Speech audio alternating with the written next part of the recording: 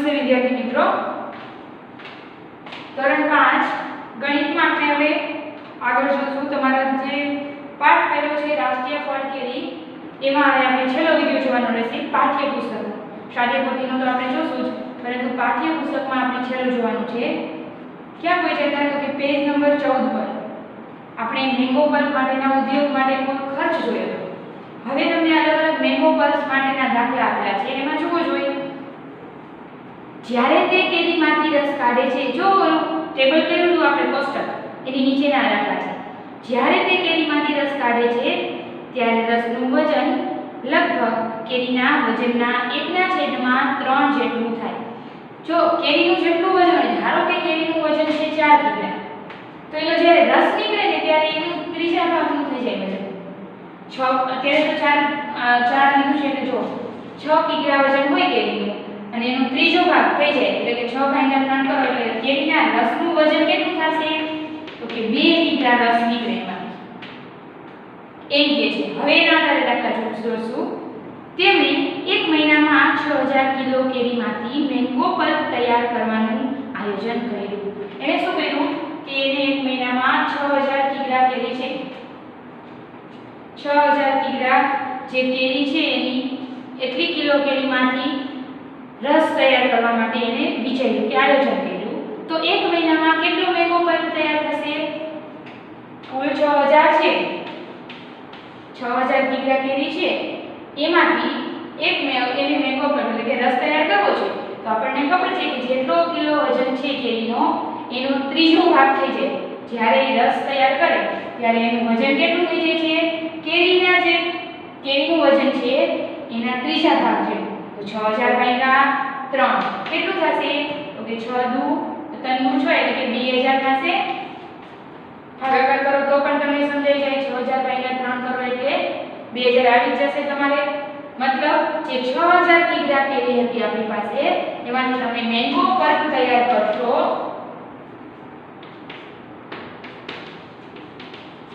Mango pulp એટલે કેરીનો રસ તૈયાર કરશો એટલે 2000 કિગ્રા એનું વજન થશે. ત્યાર પછી નીચે જુઓ જોઈએ.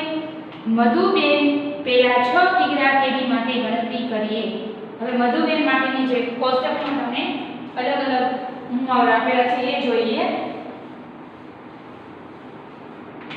એને કેટલા કેરી માટેનું વાત કરેલી છે? 6 કિગ્રા. અને હવે એમાં ભાવ આપેલા છે જુઓ. કેરીની ખરીદી માટે એને 15 રૂપિયા પ્રતિ કિગ્રા આપ્યા. શું કહ્યું હતું? 1 કિગ્રા કેરીના એને કેટલા રૂપિયા આપ્યા ખરીદવા ગયા ત્યારે? 15 રૂપિયા. પછી તો કે જ્યારે તૈયાર મેંગો પલ્પ કેરીનો રસની ખરીદી માટે એને 70 રૂપિયા આપ્યા. તૈયાર થયેલ મેંગો પલ્પ છે એટલે કે કેરીનો રસ એના માટે કેટલા રૂપિયા? 170. સોરી ખાલી 70. 1 કિગ્રા જે કેરીનો પ્રતિ કિગ્રા 70 રૂપિયા હો ભાવ. ચલો હવે જોઈએ. પેલું છે આપણે 6 કિગ્રા કેરીનો રસ કાઢીએ તો આપણને ખાલી જગ્યા મેંગો પલ્પ મળે. તમે 6 કિગ્રા કેરીનો રસ કાઢો તો તમને કેટલો મેંગો પલ્પ મળશે તો કે 6 કિગ્રા ભાગ્યા 3 ને 6 મતલબ 2 કિગ્રા મેંગો પલ્પ. મેંગો પલ્પ એટલે કે કેરીનો રસ. રેડી? આ રીતે 9 કિગ્રા કે કોઈ પણ કે તમને ખબર હોવી જોઈએ કે તમે જ્યારે કેરીનો રસ કાઢશો ત્યારે એ ત્રીજા ભાગનું થઈ જશે એનો વજન. ત્યાર પછી જુઓ બીજો પોઈન્ટ. 6 કિગ્રા કેરી માટે ચૂકવવી પડતી રકમ. 6 કિગ્રા કેરી માટે કેટલી રકમ ચૂકવવી પડશે તો કે 1 કિગ્રા માટે 15 રૂપિયા.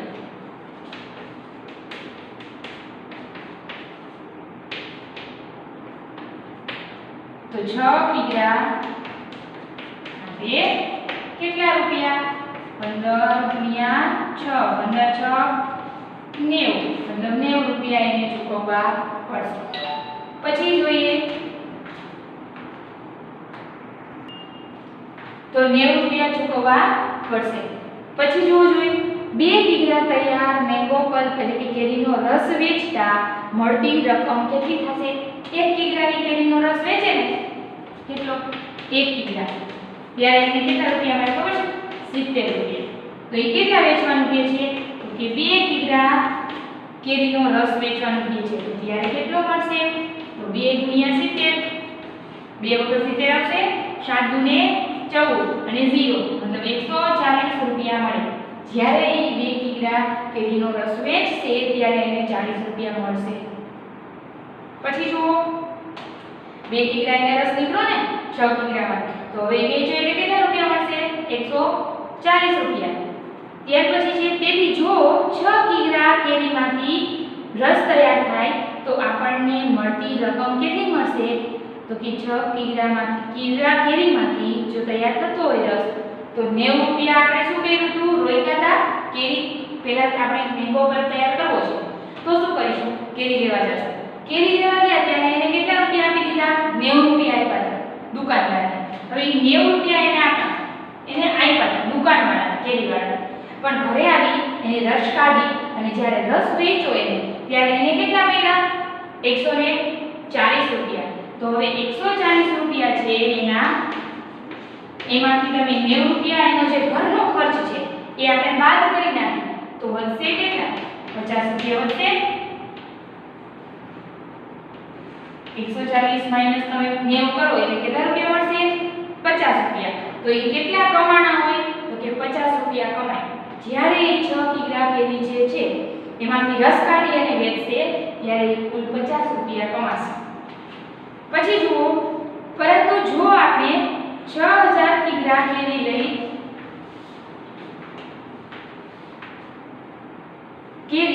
લઈ અને મેંગો પલ્પ તૈયાર, જો તમારી બુકમાં ખાલી જગ્યા જે આપેલી છે અહીંયા લખી શકો, તમારે લખવું હોય તો તમને ખ્યાલ આવી જશે કે ક્યાં શું લખવાનું. પાછળ એકવાર બોલી જાઓ. આપણે 6 કિગ્રા કેરીનો રસ કાઢીએ તો આપણને ખાલી જગ્યા કિગ્રા મેંગો પલ્પ મળશે તો કે 2 કિગ્રા. પછી છે 6 કિગ્રા કેરી માટે ચૂકવવી પડતી રકમ કેટલી થશે? તો કે 15 ગુણ્યા 6, જ્યાં ખાલી જગ્યા છે અહીંયા 15 અને એના બરાબર તો 90 છે. પછી છે 2 કિગ્રા તૈયાર મેંગો પલ્પ વેચવા માટે મળતી રકમ 2 ગુણ્યા 70, જ્યાં ખાલી જગ્યા છે અહીંયા શું આવશે? 70 એટલે કે 140. પછી છે કે અહીંયા છે 140 અને 50, આ ખાલી જગ્યામાં પૂરી લેજો. હવે જોઈએ, જો આપણે 6000 કિગ્રા કેરી લઈ અને મેંગો પલ્પ તૈયાર કરીએ તો આપણને 1 મહિનામાં મળતી રકમ ખાલી જગ્યા થશે તો કે જોઈએ 6000 કેરી હોય, 1 મહિનાની વાત કરી છે આપણે એટલે જોઈએ આપણે આગળ. તો જુઓ 6 કિગ્રા કેરી આપણે લીધી ત્યારે કેટલો? 50 રૂપિયાનો ફાયદો થયો, 50 રૂપિયા કમાણા. તો 6000 કિગ્રા કેરી લઈ અને આપણે રસ બનાવી અને વેચીએ તો ત્યારે કેટલા રૂપિયા મળશે? તો કે 6000 ગુણ્યા 50, એને ભાગ્યા 6, 6 એક પૂછો એટલે કે 1000 આવશે ઉપર. એનો મતલબ 1000 ગુણ્યા 50, 5 એકુ 5, 4 શૂન્ય તો જશે મતલબ રૂપિયા 50000. કેટલા રૂપિયા ઈ કમાશે? 50000. કેની પાછળ?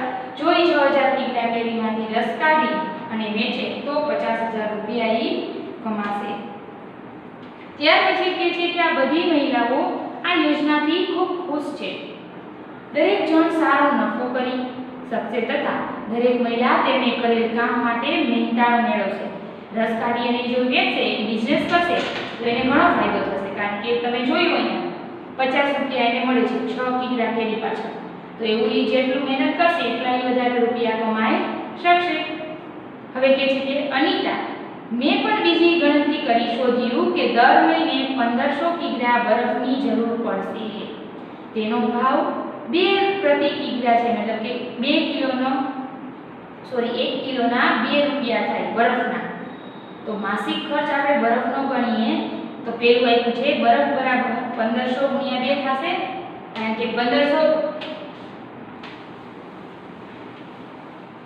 કિગ્રા કેરી હોય, સોરી 1500 કિગ્રા બરફ કીધું છે. કેટલા કિગ્રા બરફની જરૂર પડશે?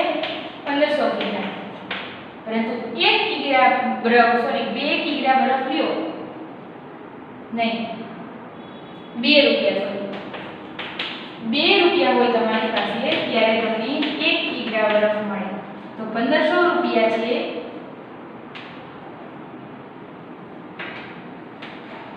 સોરી 1500 રૂપિયા નથી આપ્યા, કિગ્રા જ આપ્યા છે. મિસ્ટેક થઈ ગઈ. જુઓ શું કીધું છે તો કે જ્યારે તમારે બરફ લેવો છે, જરૂર કેટલા બરફની પડશે? 1500 કિગ્રા બરફ જોશે તમે પલ્પ તૈયાર કરશો ત્યારે. પણ તમે જ્યારે 1 કિલો બરફ લેશો, 1 કિગ્રા બરફ, ત્યારે તમારે રૂપિયા કેટલા આપવા પડશે? 2. પણ આપણે કેટલો બરફ જોઈએ છે? 15 કિગ્રા. એના માટે કેટલા રૂપિયા જોશે? તો શોધી લઈએ.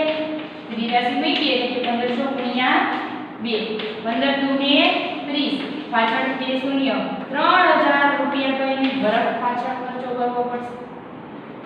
પછી કે છે તેથી કેરી ખરીદવાનો ખર્ચ અને તૈયાર પલ્પ જે મેંગો પલ્પ છે, રસ, એ વેચવાનો કુલ માસિક ખર્ચ કેટલો થાય?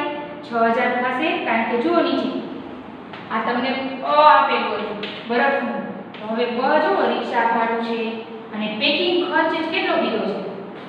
3000 આપ્યો છે તૈયાર તમને. તો કુલ ખર્ચ કેટલો થશે? 3000 જે બરફ માટે છે, પેકિંગ અને રિક્ષા ભાડું, તો 3000 અને 3000 કેટલો થાય? 6000 થાય કુલ ખર્ચ. તો હવે તેથી કેરી ખરીદવાનો અને તૈયાર મેંગો પલ્પ વેચવાનો કુલ માસિક ખર્ચ કેટલો થશે? 6000 રૂપિયા. તો મધુબેન, અરે કેટલું સરસ, આપણી આ ગણતરીથી ખબર પડે છે કે દર મહિને આપણી બેંક 44000 કમાશે. તપાસી જુઓ, તમારો જવાબ પણ આ જ આવે છે, 44000 જ આવે.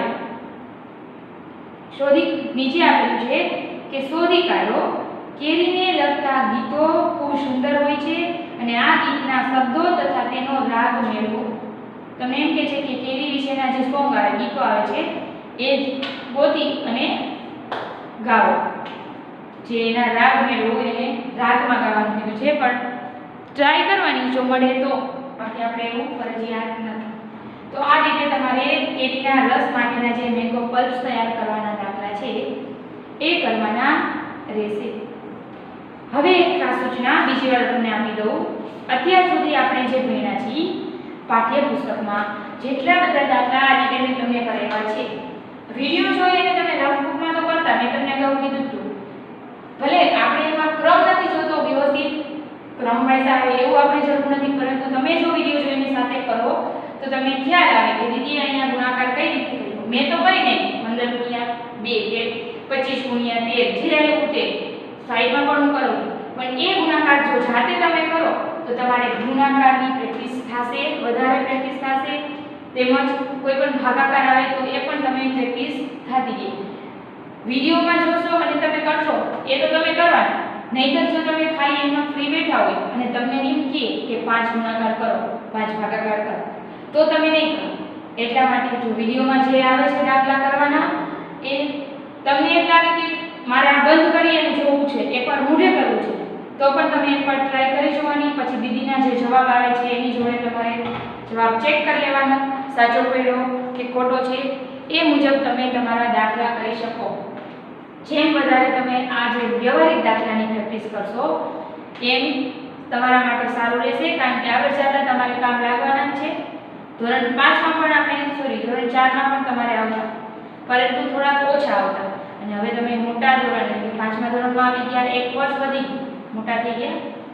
હા, એક વાત છે કે ગયા વર્ષે પણ આપણે તમે ઓનલાઈન ભણ્યા હતા અને આ વર્ષે પણ તમારે ઓનલાઈન અત્યારે ચાલુ થઈ ગયું છે, એટલે જરાક એમ થાય કે વિડીયો જોઈને બીજી કેમ મારે શીખવું, પરંતુ ટ્રાય કરવાની. એક વર્ષમાં તો તમે ઘણું બધું શીખી ગયા છો કે વિડીયોની ક્લિયરિટી કઈ રીતે આવે, તમારે જે વિડીયોની ક્વોલિટી છે એ તમે ચેન્જ કરી નાખો, 340 છે કે 480 છે એ તમે બદલાવી નાખો, એટલે તમારો વિડીયો છે એ કેવો દેખાશે?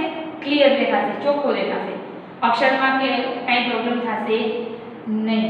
એ વસ્તુ બધી તમે શીખી ગયા છો કે કઈ રીતે વિડીયો તમારે ચોખ્ખો જોવા માટે તમે શું કરવું જોઈએ, કારણ કે એક સમજૂતીનો વિડીયો પણ તમે ધોરણ 4માં જોયો હતો, જે કૃષ્ણા દીદીએ મોકલ્યો હતો. એટલે હવે તમે હા એક વસ્તુ પાછી કહી દો, બોલપેનથી લખવાની પ્રેક્ટિસ કરજો. અંક છે એ ઇંગ્લિશ અંક કરવાની ભૂલવાનું નથી. ગુજરાતી અંક આપણે ચોથા ધોરણમાં કરતા, પરંતુ હવે તમે પાંચમા ધોરણમાં આવી ગયા એટલે ઇંગ્લિશ અંક કરવાની ટ્રાય કરવાની. રેડી? હવે અહીંયા તમારો આ પાઠ પૂરો થશે. હું જે બેઝિક લેસન આપું છું એ તો તમારે કરવાનું જ છે, પરંતુ હવે જ્યારે આપણે સ્વાધ્યાય પોથીમાં કરશું ચાલુ, ત્યારે પછી હું તમને સ્વાધ્યાય પોથીના ફોટા પાડીને મોકલીશ અને તમે પૂરી શકશો. પણ ત્યાં સુધી તમને જે હોમવર્ક આપું છું એ હોમવર્ક કરવાનું રહેશે. તેમજ વધારાની પ્રેક્ટિસ માટે તમને કહું તો તમારે ઘડિયા પાકા કરી લેવાના છે, ભૂલવાનું નથી. 11 થી 20.